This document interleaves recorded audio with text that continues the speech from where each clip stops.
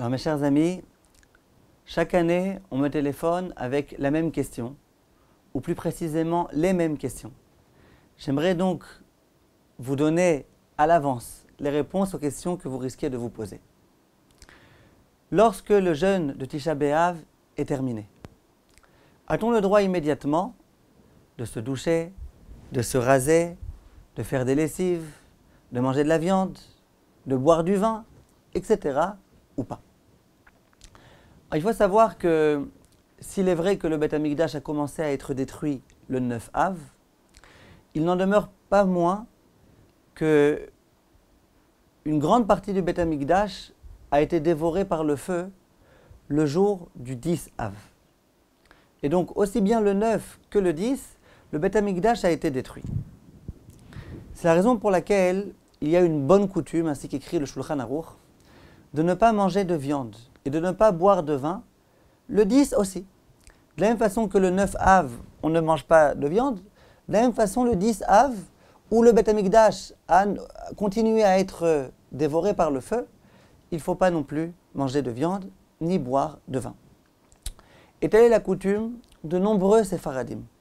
De nombreux Séfaradim ne mangent pas de viande, ne boivent pas de vin, ni le jour du 9 Av, bien évidemment, c'est un jour de jeûne, ni le lendemain jusqu'au soir. Le Rama, le Rav des Ashkenazim, et telle est la coutume qui est très répandue chez les Ashkenazim, est de dire que s'il est vrai que à l'issue du jeûne, la nuit, on ne mange pas de viande, on ne boit pas de vin, le lendemain, jusqu'à Chatzot, c'est-à-dire jusqu'à la moitié de la journée, on ne boit pas non plus et on ne mange pas non plus de viande, mais après Chatzot, on a déjà le droit de manger de la viande et de boire du vin. Et telle est la coutume de nombreux Ashkénazes. Le jour du 9 Av, non. La nuit qui suit, non plus. Le lendemain matin, non plus. Mais à partir de midi, de l'heure de Chatzot, déjà on a le droit de manger de la viande et de boire du vin. Telle est la coutume ashkénaze. Donc si je résume, la coutume séfarade dans la plupart des endroits, certains séfaradim n'ont pas cette coutume, mais en tout cas dans la plupart des endroits, c'est de ne pas manger de viande et de ne pas boire de vin jusqu'au lendemain soir de Tisha B'Av. La coutume ashkénaze jusqu'au lendemain midi, jusqu'au lendemain à l'heure de Chatzot. Concernant les lessives, concernant le fait de se couper les cheveux, de se raser, etc., de faire des lessives, de porter des vêtements propres, a-t-on le droit ou pas? L'opinion séfarade est d'autoriser. On considère que pendant Tisha B'Av, on n'a pas le droit. La semaine qui précédait Tisha B'Av, on n'avait pas le droit non plus. Mais suite à ça, c'est devenu complètement permis. Vous allez me dire, mais comment ça se fait? Pourtant, on a interdit de manger de la viande jusqu'au lendemain soir.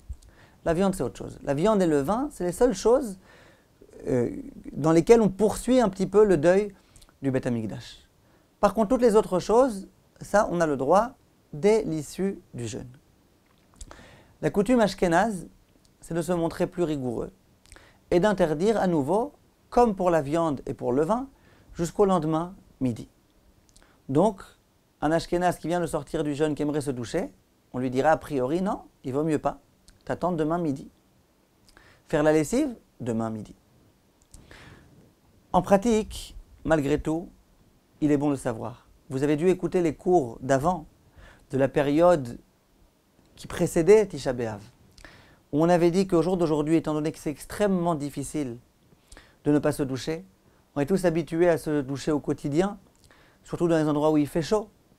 Dit le Rav Moshe Sternbuch que de la même façon qu'on a autorisé avant Tisha B'Av, alors qu'a priori ça aurait dû être interdit de se doucher, malgré tout on a autorisé sous prétexte que c'est extrêmement difficile, etc., qu'il y a des mauvaises odeurs qui commencent à se dégager, etc. A fortiori qu'on a le droit après Tisha B'Av. Ce n'est qu'une coutume de ne pas se laver jusqu'au lendemain midi. Donc là, a fortiori qu'on pourra autoriser, en particulier si c'est avec de l'eau froide et pas avec de l'eau chaude. Donc même pour les Ashkenazim, il y a malgré tout une solution concernant ce sujet-là. Pareil pour la lessive. C'est vrai qu'on n'a pas le droit de faire de lessive pour les Ashkenazim jusqu'au lendemain midi. Mais imaginez quelqu'un qui doit partir aux aurores le lendemain de Tisha B'Av le matin. On l'autorisera à faire une lessive ou pas? Alors dans ce cas-là, bien sûr, il vaut mieux téléphoner à votre rave. Mais dans tous les cas, il y a des cas dans lesquels, même pour les Ashkenazim, on peut autoriser. Mais comme je vous l'ai dit pour les Sfaradim, les grands décisionnaires séfarades écrivent que dès l'issue du jeûne du 9 Av, on peut déjà immédiatement faire aussi bien des lessives que se raser, que se doucher, que porter des vêtements propres. Kol Tov, mes chers amis, Besorot Tovot, et à très bientôt.